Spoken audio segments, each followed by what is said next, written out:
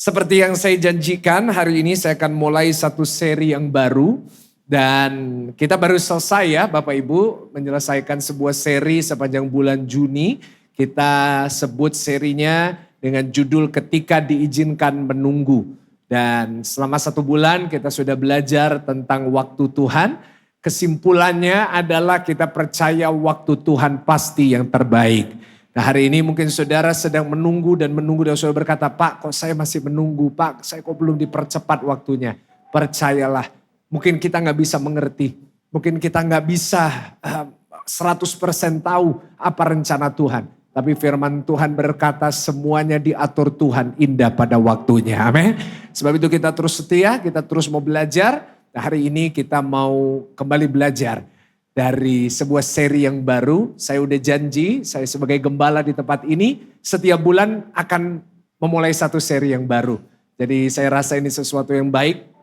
Saya membawa gereja ini, jemaat yang saya gembalakan untuk memiliki pengetahuan yang benar akan firman Tuhan. Dan saya berdoa saudara semuanya hari ini diberkati lewat firman Tuhan. Amin. Saya akan baca ayat 6, saudara 7. Kita bergantian sampai ayatnya yang ke-16. Demikian firman Tuhan. Sungguh pun demikian kami memberitakan hikmat di kalangan mereka yang telah matang. Yaitu hikmat yang bukan dari dunia ini dan yang bukan dari penguasa-penguasa dunia ini. Yaitu penguasa-penguasa yang akan ditiadakan 7. Tetapi beritakan ialah apa Bapak Ibu? Hikmat Allah yang tersembunyi dan rahasia yang sebelum dunia dijadikan telah disediakan Allah bagi apa Bapak Ibu? Kemuliaan kita. Nah jadi di sini kita lihat sebelum kita lanjutkan ada satu hal yang tersembunyi dan rahasia. Nah ada satu hal di sini yang kita lihat sebelum dunia dijadikan sudah disediakan Tuhan bagi kemuliaan kita. Karena itu hari ini saya percaya kalau kita mengerti apa yang menjadi firman Tuhan ini. Kalau kita mengerti rahasia firman Tuhan yang kita mau pelajari sepanjang bulan ini. Maka saya percaya hidup kita pasti penuh dengan kemuliaan Tuhan. Yang setuju katakan amin. Saya percaya orang Kristen bukan hidupnya kalah. Saya percaya orang Kristen bukan orang-orang pecundang. Tapi saya percaya orang Kristen hidup dalam kemenangan. Karena kalau keselamatan saja Tuhan berikan. Apalagi yang lain pasti Tuhan sediakan buat kita. Tepuk tangan yang paling meriah. Tepuk tangan yang paling dahsyat. Nah dikatakan ayat 8 tidak ada dari penguasa dunia ini yang mengenalnya. Sebab kalau sekiranya mereka mengenalnya, mereka tidak menyalibkan Tuhan yang mulia. 9. Tetapi seperti ada tertulis apa Bapak Ibu? Apa yang tidak pernah dilihat oleh mata, tidak pernah didengar oleh telinga. Dan yang tidak pernah timbul di dalam apa saudara? Hati manusia. Semua yang disediakan Allah untuk mereka apa saudara? Karena kepada kita Allah telah menyatakannya oleh roh. Sebab roh menyelidiki segala sesuatu. Bahkan hal-hal yang tersembunyi dalam diri Allah. 11. Siapa? Gerangan di antara manusia yang tahu apa yang terdapat di dalam apa? Diri manusia selain roh manusia sendiri yang ada dalam dia. Demikian pula lah tidak ada orang yang tahu apa yang terdapat di dalam diri Allah selain apa? Perhatikan, kita tidak menerima roh dunia. Tetapi roh yang berasal dari Allah. Supaya kita tahu apa yang dikaruniakan Allah kepada kita. 13. Dan karena kami menafsirkan hal-hal rohani kepada mereka yang mempunyai apa? Roh, kami berkata-kata tentang karunia-karunia Allah dengan perkataan yang bukan diajarkan kepada kami oleh hikmat manusia. Tetapi apa saudara? Tetapi manusia duniawi tidak menerima apa yang berasal dari roh Allah. Karena hal itu baginya adalah suatu kebodohan. Dan ia tidak dapat memahaminya sebab hal itu hanya dapat dinilai secara rohani. 15. Tetapi manusia rohani menilai apa saudara? Segala sesuatu. Tetapi ia sendiri tidak dinilai. Ayat 16 baca sama-sama. 1, 2, 3. Sebab siapakah yang mengetahui pikiran Tuhan? Sehingga ia dapat menasehati dia. Tetapi apa saudara? Kami memiliki pikiran Kristus. Yang percaya sama-sama dengan saya katakan amin. Hari ini kita akan memulai satu seri. Saya beri judul seri ini. Yaitu membangun manusia rohani. Ulangin sama-sama dengan saya 1, 2, 3. Membangun apa? Manusia rohani. Saudara, 1 Korintus adalah surat yang ditulis oleh Rasul Paulus kepada jemaat mula-mula di Korintus. Paulus mendirikan banyak gereja. Salah satu yang dia banggakan adalah Korintus. Korintus gereja yang bertumbuh, Korintus gereja yang dipenuhi dengan karunia-karunia yang luar biasa. Bahkan kita melihat Korintus melihat bahwa karya Tuhan seperti karunia-karunia roh kesembuhan, bahasa roh penafsiran, semua terjadi di gereja itu. Tetapi Paulus menegur gereja Korintus. Sebab dia menemukan bahwa meskipun jumlah yang datang banyak, meskipun jumlah yang datang bertambah luas, seperti yang terjadi hari ini di GSJS, ada sebuah kekurangan yang dia lihat di gereja itu. Yaitu apa? Di antara yang datang, dia tetap melihat ada manusia-manusia duniawi. Nah Bapak Ibu Saudara, karena itu di dalam Korintus ini, nanti saudara kan saya bawa untuk belajar dan mengerti kebenaran firman Tuhan dan pengetahuan tentang manusia rohani ini. Paulus membagi orang Kristen menjadi dua kategori. Berapa kategori Bapak Ibu Saudara? Yang pertama manusia duniawi, yang kedua manusia rohani. Dan Paulus tadi seperti yang kita sudah baca, dia berkata, manusia duniawi menerima sesuatu yang sudah direncanakan Tuhan sebelum dunia dijadikan. Apa itu? Tentunya kita tahu, yaitu keselamatan dari Tuhan. Hari ini saudara dan saya menerima tubuh dan darah Yesus. Ini adalah satu hal yang tidak diketahui banyak orang di luar sana. Mereka menganggap ini sebuah kebodohan. Tetapi hari ini kita sebagai manusia rohani mengerti dan menyadari bahwa kalau hari ini saya diampuni dosanya, saya punya surga. Itulah karunia terbesar dalam hidup saya. Tepuk tangan yang paling luar biasa buat tubuh dan darah Yesus. Tetapi selain daripada itu, ada sebuah kehidupan di dunia ini yang penuh dengan kemuliaan dan berkat yang Tuhan janjikan kepada kita. Tetapi yang dapat mengaksesnya bukan manusia duniawi, melainkan manusia rohani. Tetapi Paulus melihat di gereja Korintus begitu banyak orang-orang Kristen yang masih hidup duniawi, yang masih belum rohani sesuai dengan standarnya Tuhan. Karena itu selama bulan ini, hari ini saya mau mengajak setiap jemaat GSJS kalau saudara mau ikut bersama dengan saya. Saya mau saudara dan saya mulai membangun manusia rohani kita, yang mau katakan amin. Karena saat engkau membangun manusia rohani, hidupmu gak akan pernah sama lagi. Bahkan hidupmu gak akan sama dengan dunia. Mungkin dunia hari ini sedang lenyap dengan segala keinginan dan kehancurannya. Tetapi orang yang membangun manusia rohani, dia akan melihat kemuliaan, berkat, pertolongan, mujizat terjadi dalam kehidupannya setiap hari. Yang mau tepuk tangannya paling meriah, tepuk tangannya paling dahsyat. Nah pertanyaannya, kenapa dibagi jadi dua? Manusia duniawi dan manusia rohani. Nah untuk kita mengerti itu, kita harus tahu hakikat dari manusia itu sendiri. Coba kita buka dari 1 Tesalonika 5 ayat 23. Pelan-pelan kita mau bangun dasarnya dulu supaya saudara mengerti. Sebelum kita belajar untuk membangun manusia rohani kita. Baca 1 Tesalonika 5 ayat 23 sama-sama dengan keras. 1, 2, 3. Semoga Allah damai sejahtera menguduskan kamu seluruhnya. Dan semoga apa saudara? Roh, jiwa dan tubuhmu terpelihara sempurna dengan tak bercacat pada kedatangan Yesus Kristus Tuhan kita. Nah jadi supaya kita mengerti kenapa ada orang yang manusia rohani, manusia duniawi. Kita harus terlebih dahulu tahu tentang hakikatnya manusia. Sebelumnya saya mau memastikan di sini semua manusia kan? Coba lihat kanan kiri, ini manusia atau enggak saudara ya kan? Karena saya dengar ada beberapa jemaat suka bawa anjingnya ke gereja, haleluya Tuhan tolong ya kan? Nah jadi pastikan sebelah saudara yang duduk bukan anjing tapi manusia ya kan? Ada yang bilang Pak ini manusia langka, beda tapi Pak. Nah tapi itu beda cerita Bapak Ibu. Nah saudara kita semua manusia di sini. Kita hakikatnya itu ada 3 di dalamnya. Apa itu? Udah kita baca. Tampilkan ayatnya lagi. Kamu seluruhnya dan semoga roh, jiwa, dan tubuh. Nah tapi kita agak canggung membacanya. Roh, jiwa, tubuh. Karena kita biasanya membacanya gak kayak gitu. Kita biasanya membacanya tubuh, jiwa, dan roh. Kenapa dibalik? Nah nanti kita akan belajar. Nah tapi secara umum manusia itu punya 3 aspek ini di dalam hakikatnya. And their substance gitu.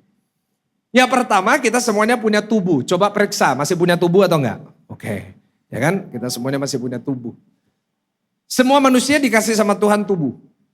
Diambil dari debu, diambil dari tanah liat, diciptakan Tuhan, dibentuk oleh Tuhan, sesuai dengan gambar Tuhan, dijadikan tubuh. Tubuh dikasih untuk kita bisa punya akses terhadap dunia ini. Ya, yaitu dipakai untuk merasakan, memegang, mendengar, melihat, mencium. Atau disebut dengan 5 panca indera. Kita semuanya di sini diberikan tubuh meskipun beda-beda. Tapi saya berharap bagaimanapun Tuhan bentuk tubuh saudara, saudara belajar untuk tetap bersyukur. Boleh katakan amin? Yang tinggi bersyukur. Karena obat peninggi mahal. Ya kan? Tapi yang pendek juga apa? Saya ini masih dikategorikan agak pendek Bapak Ibu Saudara. Tapi gak apa-apa, saya selalu menghibur diri saya. Karena saya lihat Daud pendek saudara. Goliat tinggi. Jadi yang pendek-pendek ini Daud-Daud semua Bapak Ibu Saudara ya kan. Nah ada yang berat badannya berat, ada yang enteng. Alias ada yang kurus, ada yang gemuk. Gak apa-apa kalau saudara gemuk gak apa-apa. Saudara kurus puji Tuhan. Yang kurus bersyukur. Karena orang mau kurus mahal programnya. Tapi yang gendut juga bersyukur. Gak ada yang amin, kurus semua di sini berarti Bapak Ibu Saudara ya. Yang gendut juga bersyukur. Kenapa yang gendut bersyukur?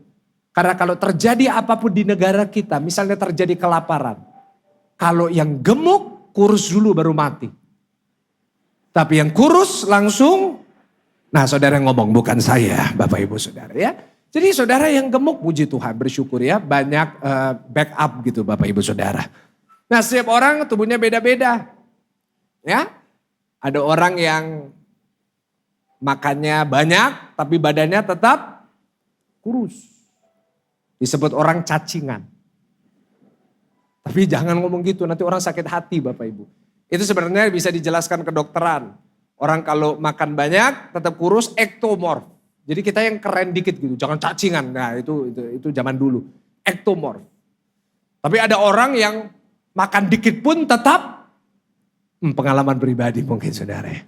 Makan dikit gitu, baru makan 1 sendok naik sekilo. Nah itu doanya butuh lebih banyak. Nah yang seperti ini hanya bisa diatasi dengan doa dan puasa. Nah yang penting puasanya Bapak Ibu Saudara ya kan. Nah tapi ada yang makannya banyak, mau makan dikit tetap badannya bagus. Namanya mesomorph. Semua orang diberikan tubuh yang beda-beda. Saya gak boleh iri dengan tubuh saudara, saudara gak boleh iri dengan tubuh saya. Tapi kita semuanya dikasih tubuh. Yang kedua, selain kita dikasih tubuh, gak cuma tubuh aja. Tapi kita dikasih apa? Jiwa. Sama-sama katakan apa? Ya, semua orang dikasih jiwa. Jiwa ini dipakai, dikasih Tuhan untuk kita bisa berpikir, untuk kita bisa merasakan. Dan biasanya ini menghasilkan sifatnya seseorang. Setiap kita pasti punya jiwa dan jiwa ini menentukan sifat. Sifat orang bisa beda-beda. Ada orang yang sifatnya sanguin. Itu biasanya orang yang ceria, yang selalu semangat, selalu 100% gitu saudara. Ya, selalu rasanya baterainya tuh gak habis-habis. Nah itu orang yang sanguin. Mungkin ada di sini kayak gitu ya. Menyenangkan kalau pergi sama orang sanguin. Nah tapi ada orang yang kolerik. Kolerik itu tetap semangat gitu tapi orangnya itu cerdas, analitik, logis. Semuanya pakai logika. Agak serius gitu. Nah biasanya orang kayak gini itu apapun pakai logika. Paling gak enak kalau diajak atau jadi teman curhat. Nah ya orang kalau kolerik ini paling gak bisa jadi konselor di gereja. Nah orang kolerik ini kayak saya, semuanya pakai logika. Karena itu ada sering yang datang sama saya nangis. Pak pendeta saya punya masalah, saya jawab, saya juga bu. Ya, jadi masalahnya apa? Nah kan gitu kan, saya kan selalu ngomong, ya kamu punya masalah, saya juga punya masalah gitu kan. Nah solusi yang disampaikan itu agak terlalu logis gitu. Nah jadi biasanya kalau konselornya kolerik, biasanya yang dikonselingin banyak bunuh diri Bapak Ibu Saudara ya kan. Karena terlalu logika. Nah kalau orang mau konseling paling bagus sama orang flegmatik. Karena orang flegmatik itu suka damai, suka menyenangkan semua orang atau yes man. Jadi orang tertawa dia tertawa, orang nangis dia ikut nangis. Nah jadi kalau jadi konselor gitu bagus gitu. Yang datang nangis dia juga, oh gitu ya, oh iya Tuhan tolong. Nah itu, jadi semuanya ada porsinya masing-masing ya kan. Dan ada yang namanya melankolik. Nah ini orang yang gak mau ngapa-ngapain ya. Kalau disentuh gitu baru goyang. Kalau enggak kita pikir dia udah gak ada gitu saudara ya kan. Nah jadi setiap orang beda-beda dan biasanya suami dan istri itu selalu opposite atau biasanya selalu berkebalikan. Biasanya antara salah satu itu rame, satunya diem. Satunya diem, satunya rame. Nah itu Tuhan adil. Karena bahaya kalau dua-duanya rame. Nanti rumahnya kayak pasar kembang Jepun saudara. Nah tapi kalau dua-duanya diem jadi kayak kembang kuning. Nah jadi gak bisa kayak gitu. Jadi kita harus balance gitu. Kayak saya dengan istri saya. Nah itu jiwa. Nah yang ketiga selain tubuh, jiwa ada apa saudara? Roh. Nah ini yang penting. Nah ini yang kita mau bahas hari ini. Karena banyak dari kita mementingkan tubuh. Yes kita punya kebutuhan tubuh kita. Makan, kita latihan badani dan lain-lainnya. Jiwa kita penuhin, kita butuh healing. Kita butuh ke Bali Pak, kita butuh ke pantai gitu. Pak kita butuh menikmati hidup. Oke. Tapi jangan lupa bahwa selain ada tubuh, ada jiwa, juga ada yang ketiga apa saudara? Roh. Nah ini yang kita seringkali lupa untuk kita latih.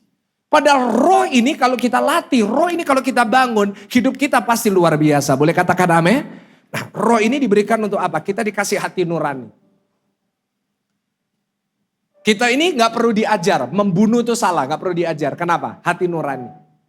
Itu roh yang dikasih sama Tuhan. Waktu Tuhan menciptakan manusia, Tuhan kasih nafas hidup, itu roh yang diberikan. R kecil.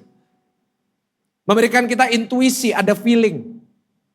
Makanya orang kalau rohnya kuat gitu, dia bisa punya feeling, dia tahu. Dia punya kepekaan gitu. Oh, dia punya intuisi. Tuhan lagi bicara sesuatu, Tuhan ada di sini. Dan yang ketiga memberikan kita hubungan. Kita jadi terhubung sama Tuhan, kita jadi punya relationship dengan Tuhan. Nah masalahnya hari-hari ini banyak orang hanya fokus kepada manusia duniawi. Yang diberi makan, yang dibangun hanya tubuhnya. Yang dibangun hanya jiwanya. Seluruh waktunya dipakai untuk memuaskan tubuhnya. Coba lihat orang Kristen. Kadang-kadang kalau diajak makan nomor satu kan. Makan di mana? Ya restoran baru, enak ya, dengernya enak, waduh luar biasa. Tapi coba disuruh ke gereja. Bisa kayak gitu? Rame gak gerejanya? Parkirnya ya apa? Saya antri. Aduh, males. Ngapain? Ya kan? Coba saudara diajak jalan-jalan. Semangat kan? Wah, ayo, mau kemana? Ayo. Kita atur. Tapi coba, ayo yuk. Kita ke doa malam. Aduh, ada rencana, ada janjian. Kenapa? Karena kita terbiasa membangun manusia duniawi. Tapi yang rohani kita biarin aja. Pantesan orang Kristen hidupnya gak beda sama orang gak ke gereja. Sampai ada omongan gini, kamu ke gereja ngapain?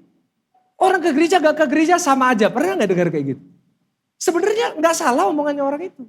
Kenapa? Karena banyak orang Kristen sih ke gereja. Tapi manusia rohaninya gak dibangun. Jadi firman ini gak bisa mereka alami. Tapi doa saya Bapak Ibu, setelah kita membahas selama bulan Juli tentang membangun manusia rohani, hidup saudara pasti berbeda daripada yang dulu. Saudara akan mulai berjalan dalam mujizat Tuhan. Saudara akan melihat pertolongan Tuhan setiap hari dan kemuliaan Tuhan dinyatakan dalam hidup saudara. Tepuk tangan yang paling meriah, tepuk tangan yang dahsyat. Nah, pada saat manusia diciptakan, Tuhan itu ngaturnya, rencananya itu roh ditaruh yang utama. Roh ditaruh yang apa saudara? Karena itu tadi Paulus tulis di surat Tesalonika, roh, jiwa, tubuh. Tapi kita balik, tubuh, jiwa, dan roh. Mestinya enggak. Yang utama rencananya Tuhan nih buat kita. Yang utama seharusnya adalah apanya? Roh. Karena itu di surat Tesalonika berulang-ulang Paulus berkata, ayo bangun manusia rohanimu.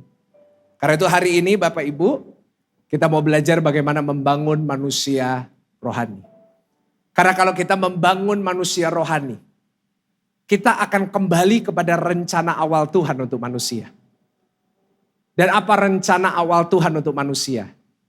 Cuma satu kata, yaitu baik. Ulangin sama-sama dengan saya, kata apa saudara? Baik. Tuhan menciptakan matahari dan dia melihat itu baik. Tuhan menciptakan terang dan dia lihat itu baik. Tuhan menciptakan manusia, dia lihat itu baik. Kalau kita membangun manusia rohani kita, saya percaya manusia rohani akan melihat kehidupan yang baik setiap hari dalam hidupnya. Yang mau katakan amin. Kasih tahu kanan kiri, baik, baik. Apa kebaikan yang akan dirasakan manusia rohani? Yang pertama, dia akan hidup dalam mujizat Tuhan. Setiap hari dia lihat mujizat dari Tuhan. Yang kedua, hidupnya dalam pemeliharaan Tuhan. Hidupnya akan lihat meskipun keadaan lagi sulit. Meskipun tantangan banyak. Meskipun zamannya makin tidak enak. Tapi tetap dia lihat pertolongan Tuhan yang dahsyat. Dan yang ketiga, kebaikan yang dirasakan manusia rohani. Di hidupnya tidak dikuasai oleh ketakutan. Hidupnya tidak dikuasai kehancuran. Tetapi hidupnya dikuasai oleh kebaikan Tuhan yang luar biasa dalam hidupnya. Tepuk tangan yang paling meriah, tepuk tangan yang paling dahsyat ya. So, let's build our spiritual man this month of July. Kita mau belajar sama-sama. Saya akan bagi jadi 3 bagian selama 3 minggu. Nah, hari ini kita akan mulai dengan part 1. Kita buka dalam 1 Korintus 3 ayat yang pertama sampai ayat yang kedua. 1 Korintus 3 ayat yang pertama sampai ayat yang kedua. Kita baca sama-sama dengan suara yang keras. 1, 2, 3. Dan aku saudara-saudara pada waktu itu tidak dapat berbicara dengan kamu seperti dengan apa saudara? Diulangi lagi. Tidak dapat bicara dengan kamu seperti dengan manusia rohani. Tetapi hanya dengan apa saudara? Yang belum apa Bapak Ibu? Dewasa dalam Kristus. Lanjut ayat yang kedua. Susulah yang kuberikan kepadamu. Bukanlah apa saudara? Makanan keras. Sebab kamu belum dapat menerimanya. Dan sekarang pun kamu juga masih belum dapat menerimanya. Hari ini bagian yang pertama dari seri khotbah saya. Membangun manusia rohani. Saya beri judul hari ini kita harus bertumbuh menjadi Kristen dewasa. Ulangin sama-sama. Bertumbuh menjadi apa saudara? Kasih tahu kanan kiri. Ayo dewasa. Dewasa. Harus dewasa loh Bapak Ibu ya. Kita harus jadi orang Kristen yang dewasa. Kalau saudara mau membangun manusia rohani saudara. Jangan kanak-kanak di dalam kekristenan kita. Harus dewasa. Coba lihat 1 Korintus 3 ayat yang kedua. Paulus kasih tahu, aku ini gak bisa bicara sama kamu. Kenapa? Kamu ini gak ada manusia rohaninya. Dikatakan ayat 2, susulah yang kuberikan kepadamu bukan makanan keras. Sebab kamu belum dapat menerimanya dan sekarang pun kamu belum dapat menerimanya. Yang jadi masalah adalah bukan susunya, gak apa-apa. Minum susu gak apa-apa, saya punya anak usianya 5 bulan. Anak saya itu bukan anak saya Bapak Ibu Saudara ya. Jadi saudara jangan pikir dia lagi manggil saya papanya, bukan itu anaknya jemaat ya kan. Gak apa-apa. Nah tapi anak saya di rumah, dia juga suka teriak-teriak seperti itu Bapak Ibu ya. Dan anak saya Tiffany ini 5 bulan, lucu sekali. Tapi sekarang minumnya ASI. Mamanya seneng kalau dia mau minum. Wah kalau dia rajin minum, istri saya lihat itu, seneng, mau minum, seneng mau minum. Tapi coba bayangin anak saya nanti umur 30 tahun masih minta ASI. Seneng gak mamanya? Masih jengkel, kamu ini udah gede. Kok kamu ini masih minumnya susu sih? Kan makan yang keras dikit gitu. Nah yang dimaksudkan sama Paulus juga gitu. Bukan masalah susunya. Kalau saudara mungkin masih Kristen baru, saudara masih minum susu rohani gak apa-apa gitu. Tapi jangan saudara ikut Tuhan udah 5 tahun, 10 tahun. Tetap jadi bayi rohani. Kita harus dewasa, sama-sama katakan saya harus dewasa. Cabelek kanan kiri kasih tahu kamu harus dewasa. Ya kan? Kita harus dewasa kalau kita mau membangun manusia rohani kita. Nah hari-hari ini saya lihat banyak orang Kristen gak dewasa. Tahu gak Bapak Ibu? Iblis itu gak pernah masalah saudara ke gereja. Jadi saudara hari ini datang saudara pikir iblis panik? Enggak. Iblis gak pernah masalah saudara dan saya datang ke gereja. Asal kita gak pernah bertumbuh. Karena itu jangan saudara GR gitu. Wah iblis gak seneng saya ibadah. Wah akhirnya saya berhasil saya ibadah. Selama saudara ikut Tuhan gak pernah ada pertumbuhan, gak pernah ada perubahan. Hidupnya tetap sama. Iblis gak ada masalah. Silakan ke gereja. Kenapa? Karena orang Kristen yang hidupnya gak pernah bertumbuh. Cuma ke gereja setiap minggu ya gitu-gitu aja. Lalu gak pernah ada perubahan. Yang pemarah tetap pemarah. Yang gak bisa kendalikan diri tetap kendalikan diri. Yang nipu tetap nipu. Yang selingkuh tetap selingkuh. Yang anak-anak muda berbuat cabul juga masih berbuat cabul. Gak ada masalah. Malah iblis bilang gak apa-apa, gak apa-apa. Lanjutkan aja. Tetapi saya berharap di tempat ini gak ada yang buat iblis senang. Kita buat iblis pusing, boleh katakan amin? Caranya gimana? Saudara tiap minggu beribadah, setiap bulan beribadah, setiap tahun saudara bertemu di gereja ini. Saudara jadi orang Kristen yang makin dewasa dan menjadi pribadi yang lebih baik. Tepuk tangan yang paling meriah, tepuk tangan yang paling dahsyat. Harus gitu. Coba renungkan. Saudara ikut Tuhan berapa tahun, udah apa yang berubah? Saudara udah dengar khotbah berapa ribu kali? Apa yang sudah berubah? Udah dewasa atau belum kita ini? Nah, karena itu hari ini saya mau tutup khotbah ini. Saya mau tunjukkan kepada saudara. Bagaimana saudara dan saya bisa jadi Kristen yang dewasa. Boleh saya tanya berapa banyak di sini mau jadi orang-orang Kristen yang dewasa? Boleh lambaikan tangan, saya mau lihat. Oh, puji Tuhan. Yang kita mau buka ayatnya dulu. Dalam 1 Korintus 13 ayatnya yang ke-11. Kita akan baca dengan suara yang keras. Kita mau baca dengan suara yang mantap. 1, 2, 3. Apa saudara? Ketika aku kanak-kanak, aku berkata-kata seperti apa? Kanak-kanak. Aku merasa seperti kanak-kanak. Aku berpikir seperti kanak-kanak. Sekarang sesudah aku menjadi apa saudara? Dewasa, aku meninggalkan sifat kanak-kanak itu. Nah ini. Jadi Paulus kasih tahu. Aku juga dulu bayi rohani. Aku dulu kanak-kanak.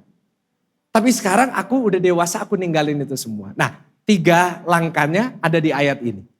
Coba tampilin bagian yang pertama dikatakan ketika aku kanak-kanak baca aku berkata kata seperti anak-anak. Jadi bagaimana saudara dan saya bisa jadi Kristen dewasa? Kata-kata kita harus berubah. Poinnya yang pertama tuh kayak gini.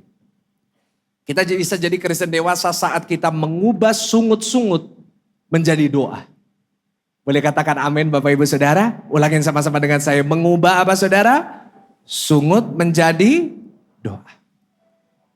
Paulus menjelaskan itu dalam 1 Korintus 10 ayat 10. Dia tegur nih. Kristen-Kristen yang masih bayi nih, belum dewasa. Dia kasih tahu dalam 1 Korintus 10 ayat yang ke-10. Baca dengan suara keras. 1, 2, 3. Dan janganlah apa? Seperti yang dilakukan oleh beberapa orang dari mereka. Sehingga mereka dibinasakan oleh apa? Kenapa? Karena dia lihat orang-orang Kristen di Korintus ini sukanya bersungut-sungut. Sukanya ngomel. Karena itu dia tegur. Hei, kamu dewasa dikit dong. Jangan dikit-dikit ngomel. Boleh gak di sini yang datang kasih tahu kanan kiri. Kasih tahu jangan ngomel. Jangan ngomel. Yang datang sama suami istri kasih tahu jangan ngomel. Kasih tahu sebelahnya sesama tukang ngomel dilarang saling mendahului. Coba sehari hitung berapa kali saudara dan saya ngomel. Bersungut-sungut. Saudara, salah satu cara kita lihat kedewasaan seseorang adalah lihat dari cara dia berbicara. Kalau kita lihat dia berbicaranya ngawur gitu. Pasti ini masih kanak-kanak. Tapi kalau dia bisa nata perkataannya. Dia bisa mengendalikan perkataannya tepat. Artinya orang ini udah dewasa. Orang Kristen yang hidupnya selalu perkataannya adalah sungut. Complaining about every single thing, tentang segala macam hal yang dia alami. Sebenarnya belum dewasa secara rohani. Bapak Ibu, sungut-sungut itu hal yang paling mudah dilakukan, tapi hal yang paling merugikan untuk kita. Kasih tahu kanan kiri, ngomel itu rugi.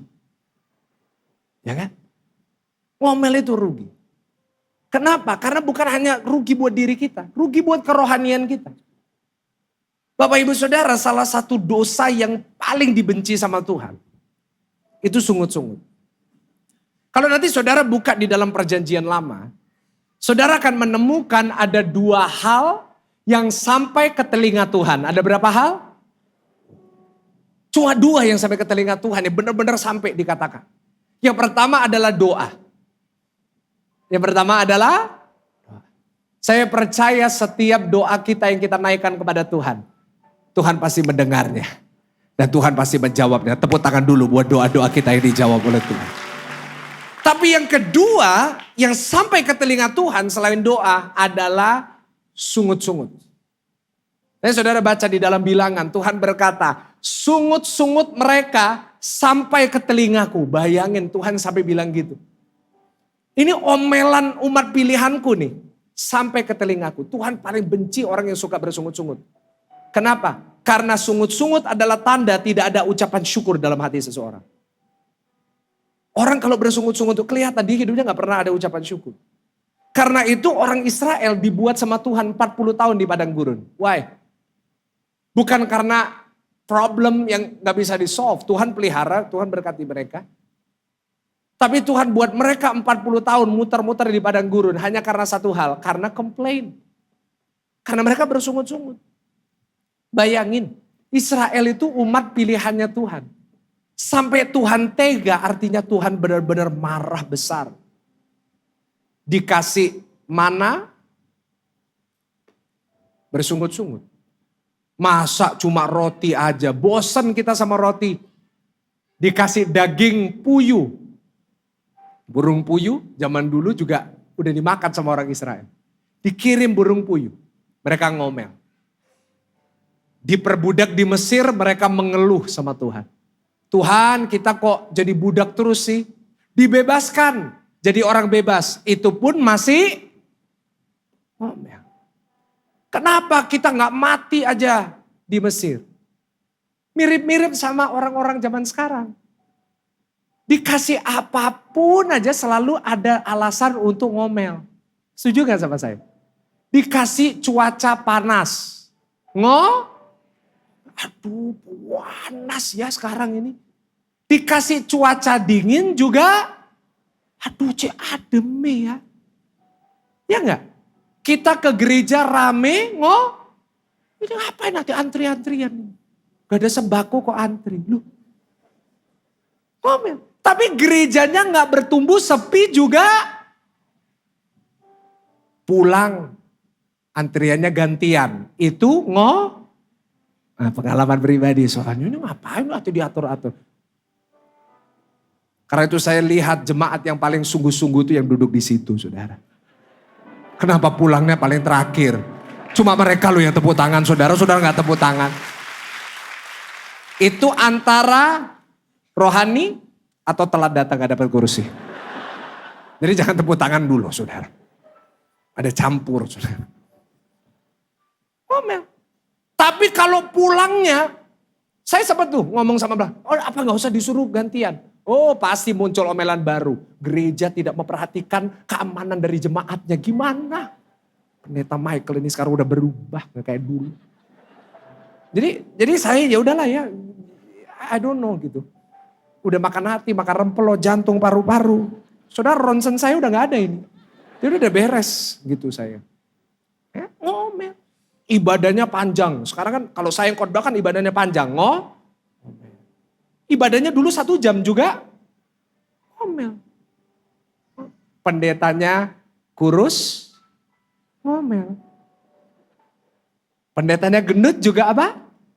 Kalau gendut duniawi, gak bisa nahan diri, gak ada penguasaan diri. Sekarang saya kurus, muncul omelan baru. Masuk di DM, Pastor Michael sakit apa? Dan yang lucu nih, asyik ada yang bilang, Pak, ada teman-teman dari gereja lain tanya, Pastor Michael sakit apa? Saya bilang gak usah kepo, kalau mau kepo datang aja ke sini. Haleluya Bapak Ibu Saudara ya kan. Loh artinya mereka kan lihat saya gitu. Aduh Tuhan, manusia ini gak ada puas. Senggol kanan kiri dengan lebih keras, jangan ngomel. Manusia duniawi itu sukanya ngomel. Kenapa manusia duniawi bisa bersungut-sungut? Karena keadaannya tidak sesuai dengan harapannya.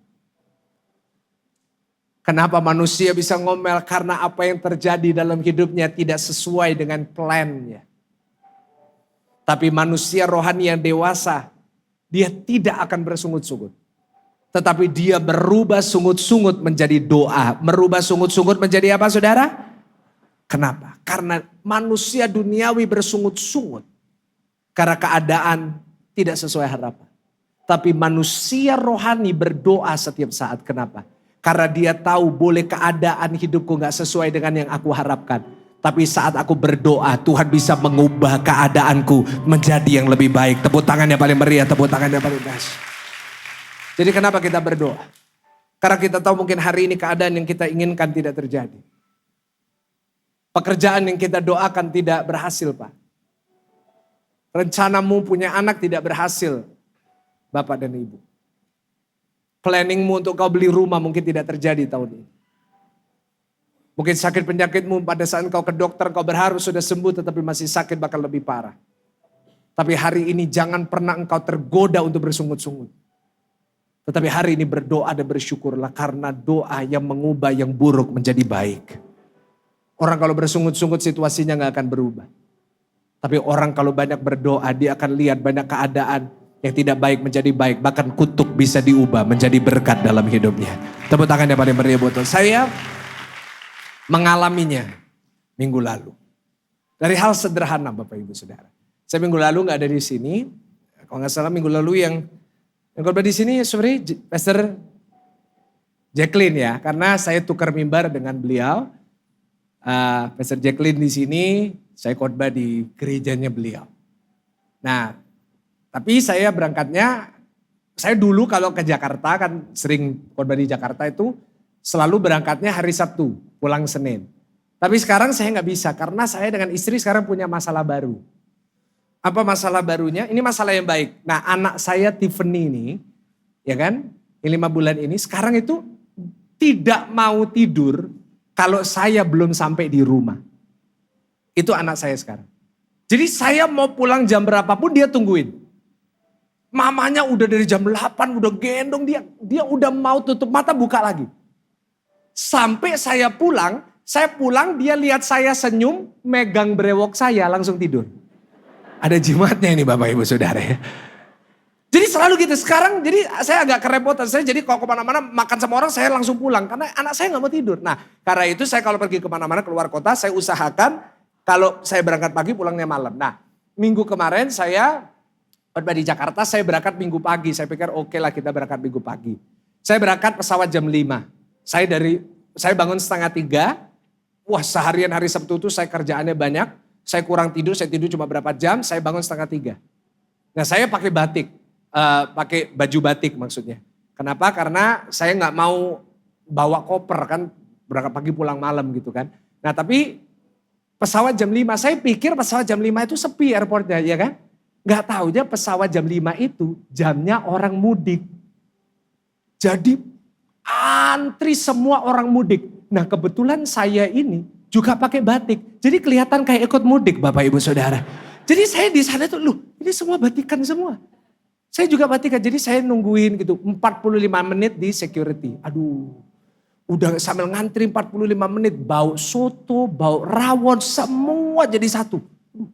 Saya nunggu, saya ngantri 45 menit. Saya lihat boarding pass saya, waktu check in, saya dapat kursi yang paling belakang.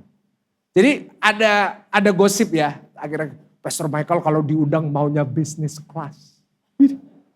Saya jangan salah ya, saya nggak kayak gitu juga kali ya kan. Tapi gosipnya gitu, Pastor Michael maunya tuh bisnis kelas, maunya hotel bintang 5. Ya udahlah, orang mau ngomong apa biarin ya kan. Tapi enggak, kemarin saya naik pesawat biasa. Nah karena pesawatnya biasa, gate-nya paling ujung. Saya lihat di boarding pass, kursi saya dapat paling belakang. Dan sebelahnya toilet, dan sebelahnya kaca gitu. Jadi udah apesnya dapat berlipat-lipat Bapak Ibu Saudara. Oke, tapi nggak apa-apa, kan mau berangkat pelayanan. Ya, dan saya berangkat, saya masuk pesawat, udah duduk paling belakang, duduk ini, waduh, 2 jam. Nggak bisa tidur karena minum kopi. Mau sampai di sana pelayanan sepanjang hari, ya dari pagi tuh benar-benar sampai sana pun ada masalah. Apa? Jakarta punya sebuah persoalan. Apa? Meskipun hari Minggu tetap Surabaya juga. Karena itu gimana kalau kita sama-sama pindah ke IKN aja Bapak Ibu Saudara ya. Nah waduh macet di sana, habis waktu di jalan. Wah badan udah capek, pelayanan, semangat, tapi tetap tubuh capek. Gampang sekali untuk saya komplain. Aduh, tapi saya gak mau komplain. Karena saya menghidupi firman ini, jangan bersungut-sungut. Oke. Saya pulang. Ada satu jemaat itu kasih saya oleh-oleh. Nah saya tahu dia maksudnya berkati saya. Tapi kan saya nggak bawa koper. Jadi saya harus bawa, dia kasih saya ikan 3 kilo. 2 kresek dong Bapak Ibu. Saya harus bawa pakai batik, kayak orang mudik, bener pulang kayak orang mudik. Saya bawa gini, gitu. Orang liatin saya, ini kok rasanya pernah lihat tapi kok modelnya agak beda gitu. Muka udah kusam, skincare udah lewat gitu kan. Nah saya di Terminal 3 Soekarno-Hatta International Airport dapat gate nomor 28. Gate paling ujung. Saya datangnya mepet, bayangin saya jalan bawa ikan 3 kilo. Saya jalan cepet, tulisannya 20 menit. Saya jalan itu cepat sampai Sunduan. Tahu nggak? Saya nggak tahu. Ngerti Sunduan nggak? Saya nggak ngerti bahasa Indonesianya apa. Hanya orang Surabaya yang tahu soalnya ya kan. Sunduan itu pain in the stomach itu bahasa Inggrisnya ya kan. Saya tuh bayangin saudara. Saya tuh bener sendirian. Saya nggak mau asisten. Saya jadi sendirian. Sini lari. Nah saya ini mau ke toilet. Saya ini orangnya besar. Saya suka ke toilet. Dan saya mau ke toilet nggak nutut karena udah mau tutup. Waduh saya pikir ya udah nanti di dalam pesawat. Saya lihat boarding pass lagi. Saya dapat kursi yang sama paling belakang dekat toilet. Aduh. Mau ngomel, mau marah tapi aduh. Mana ya gitu. Terus saya udah sampai, udah masuk. Saya pikirnya nanti waktu kita terbang bisa ke toilet. Karena saya dapat kursi sebelahnya kaca, saya harus ngelewatin orang. Nah tiba-tiba saya sampai ke kursi saya lihat yang sebelah saya 2 orang itu. Oma-oma umur 85 tahun. Ya, oh ini ya. Mereka keluar dari tempat duduk aja udah 2 menit. Waduh saya bilang ya udahlah saya kencingnya nanti di Surabaya. Batu ginjal ya nggak apa-apa saudara ya kan. Daripada saya dosa ini oma nanti pinggulnya lepas atau apa kan saya harus bayar dia nggak punya asuransi. Ya kan. Jadi waduh udah apes deh Bapak Ibu ya kan. Udah capek bangun 2:30 ini pesawat jam 8 malam. Aduh bener-bener dahsyat deh itu minggu lalu. Saudara kan enak duduk-duduk di sini. Enak AC dingin denger Pastor Jacqueline nyanyi. Saya di pesawat loh. Waduh Tuhan Yesus ampuni. Saya duduk saya doa sama Tuhan. Aduh Tuhan mau ngomong capek. Saya orangnya anti bilang capek kalau buat Tuhan. Saya gak mau ngomong aduh Tuhan. Saya cuma Tuhan. Tiba-tiba ada WA masuk. Saya pikir penghiburan dari Tuhan ada jemaat kirim berkat buat saya. Saya buka tagihan Bapak Ibu. Astaga tanggal 30 ke tanggal 1 kan. Tagihan masuk. Gak taunya tuh gini. Kita kan Natal nanti udah siapin tempat ini kan kita udah planning. Nah saya beli beberapa alat baru untuk gereja. Nanti saudara lihat bagus. Nah kita beli 1 alat itu saya udah pesan dari Maret. Kenapa? Saya pikirnya kan pesannya lama gitu. Datangnya November, pelunasannya November masih aman. Gak taunya tiba-tiba saya dikabarin, Pak udah datang. Mungkin karena saya khotbah tentang percepatan itu saudara ya kan. Jadi dipercepat artinya kalau datang kemarin Senin artinya juga harus aduh. Udah duduk di belakang bawa ikan 3 kilo amis-amis baunya. Udah duduk paling belakang, aduh saya Tuhan tolong saya. Tiba-tiba saya lagi doa gini Tuhan. Saya cuma bisa bilang Tuhan Yesus baik.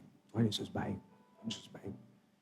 Tiba-tiba pramugarinya datang ke kursi saya. Dia bilang, Pak Michael Gunawan ya?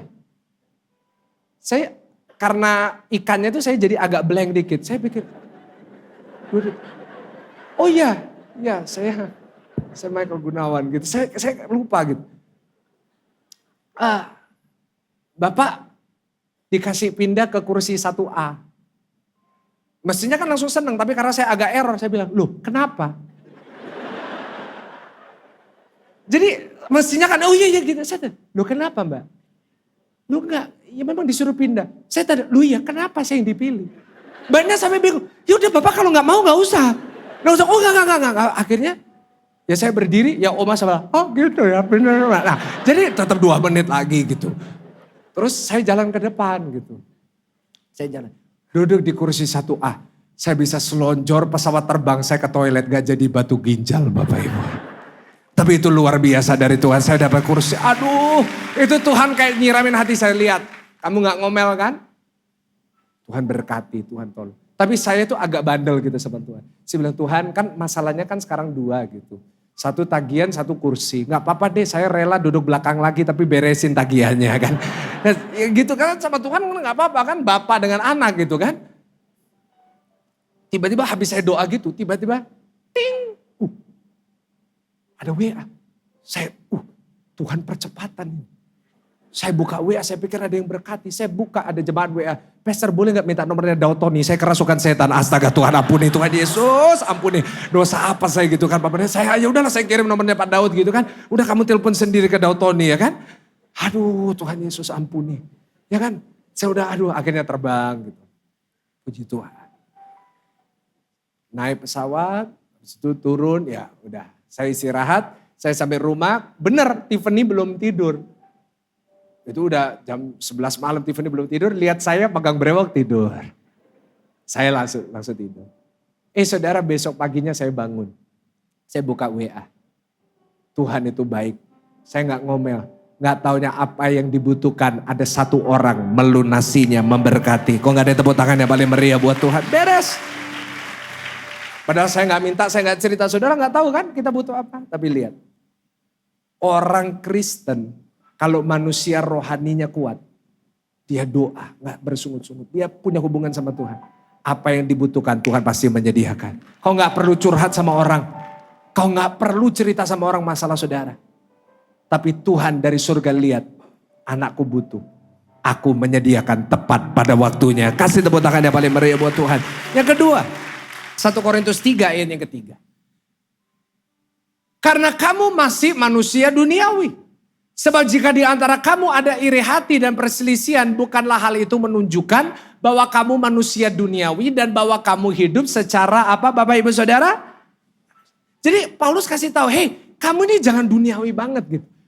Di antara kamu kok selalu ada iri hati, di antara kamu kok selalu ada perselisihan. Nah ini bicara tentang apa? Yang kedua, kalau kita mau dewasa rohani, hidup kita tidak boleh dikuasai perasaan. Ulangin sama-sama, hidup kita tidak boleh dikuasai oleh apa saudara? Perasaan. Karena tiba-tiba bisa iri hati, tiba-tiba bisa perselisihan. Kenapa? Sederhana, karena orang itu membiarkan perasaannya mengendalikan dirinya. Anak kecil itu kita bisa lihat, anak kecil itu gak bisa ngendaliin perasaan. Kalau dia lapar, dia nangis, dia lepas kendali gitu. Karena itu ya ada anak yang nangis teriak, itu biasa. Kenapa? Anak kecil gak bisa ngendaliin perasaannya. Tetapi yang heran adalah banyak orang udah dewasa usianya, tapi gak bisa ngendaliin perasaannya. Kalau marah sama istri, marah sama suami, marah sama anak, ngelawan orang tua, gak bisa dikendalikan. Nah ini belum dewasa. Karena itu orang Kristen dewasa dalam hidupnya, dia tidak dikuasai perasaan, tetapi dia menguasai perasaan. Yang setuju katakan amin. Orang Kristen di Korintus ribut terus. Ribut. Kenapa? Kenapa? Apa sumber keributan? Perasaan. Orang itu bisa ribut hanya karena perasaan. Kerasaan gitu. Suami istri bisa ribut hanya karena apa saudara? Perasaan. Coba suami istri yang datang kasih tahu, jangan baper ya. Kadang-kadang cuma baper. Suami nadanya beda dikit, istri ngomong, opo nadamu kayak gitu, opo kamu gak terima be aku. Padahal suami itu kan juga capek kan. Jadi kadang-kadang cuma nadanya beda, wah kebawa perasaan. Jangan ya. Kita tuh kadang-kadang kalau hidupnya kebawa perasaan, hidup kita tuh banyak stresnya loh.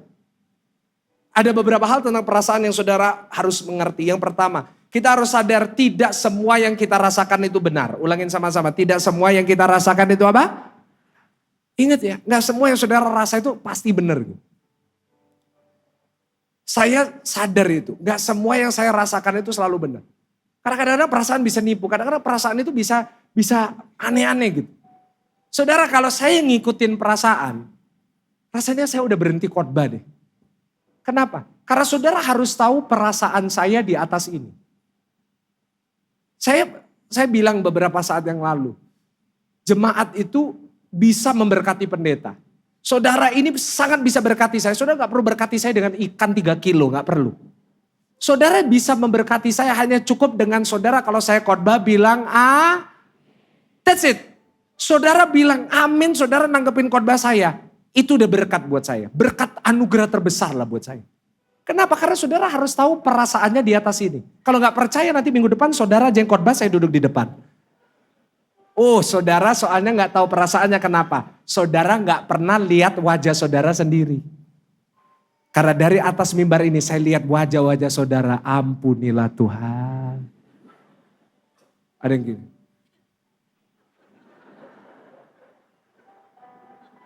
Gak gerak gitu, saya ke kanan dia gak gerak gitu. Rasanya dia bisa tidur dengan mata yang terbuka, saudara. Ada yang ngantuk-ngantuk lah ketiduran. Terutama yang duduk di belakang gitu. Maaf ya. Saya di belakang itu kadang-kadang kan jauh ngeliatin saya tuh kayak gitu.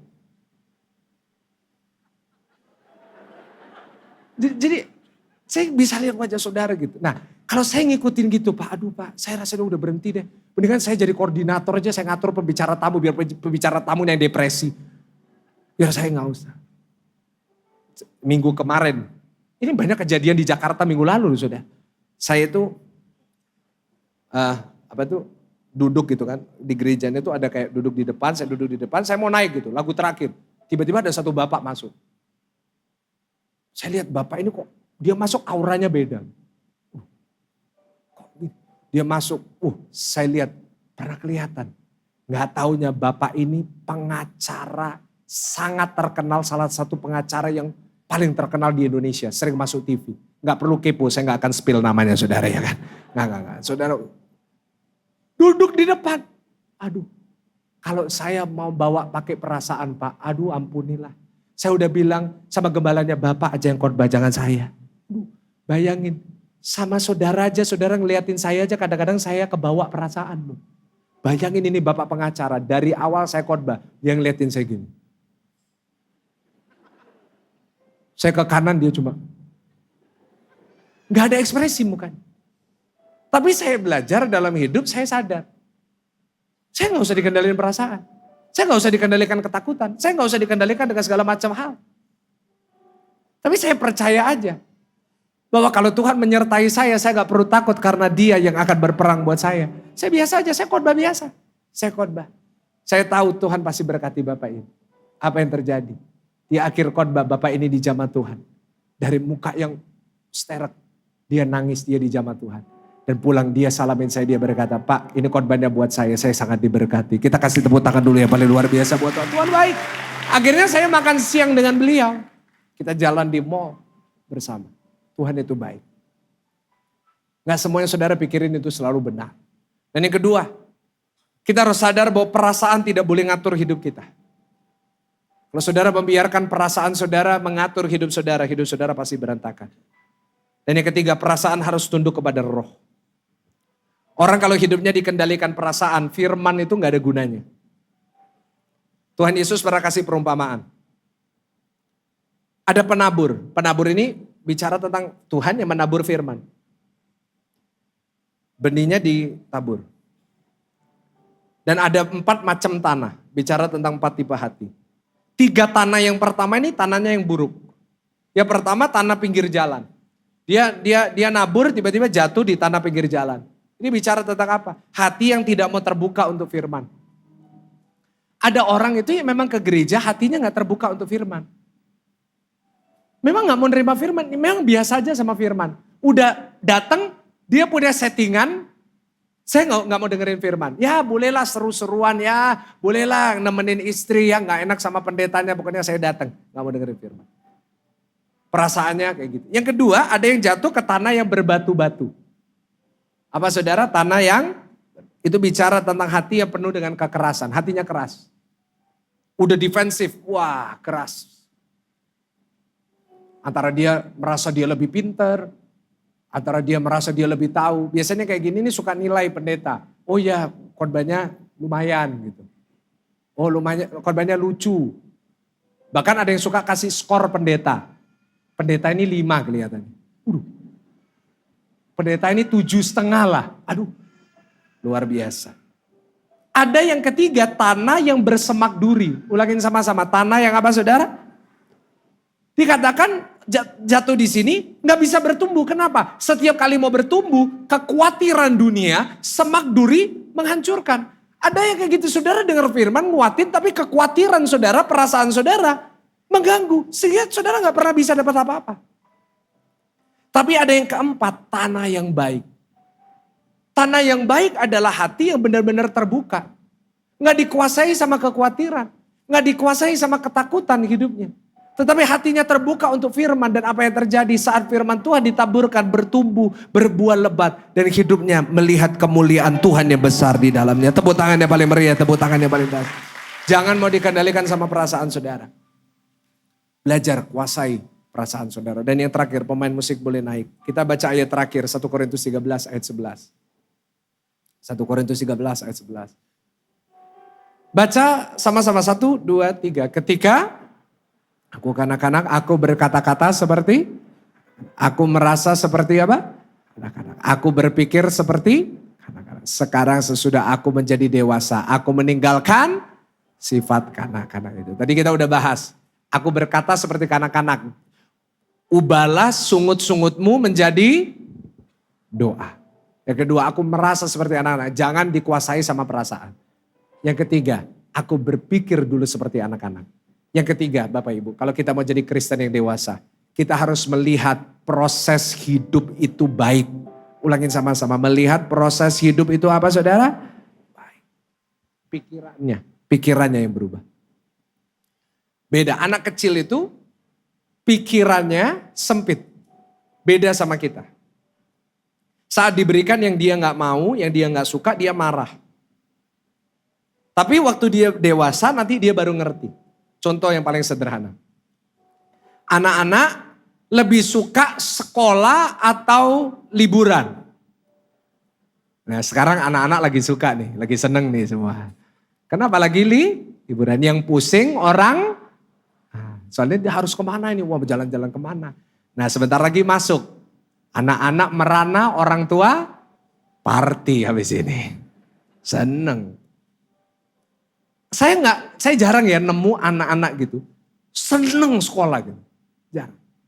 Ada gak anak itu wah mau masuk sekolah, wah yes gitu, gak ada. Mereka selalu kayak masuk sekolah. Why?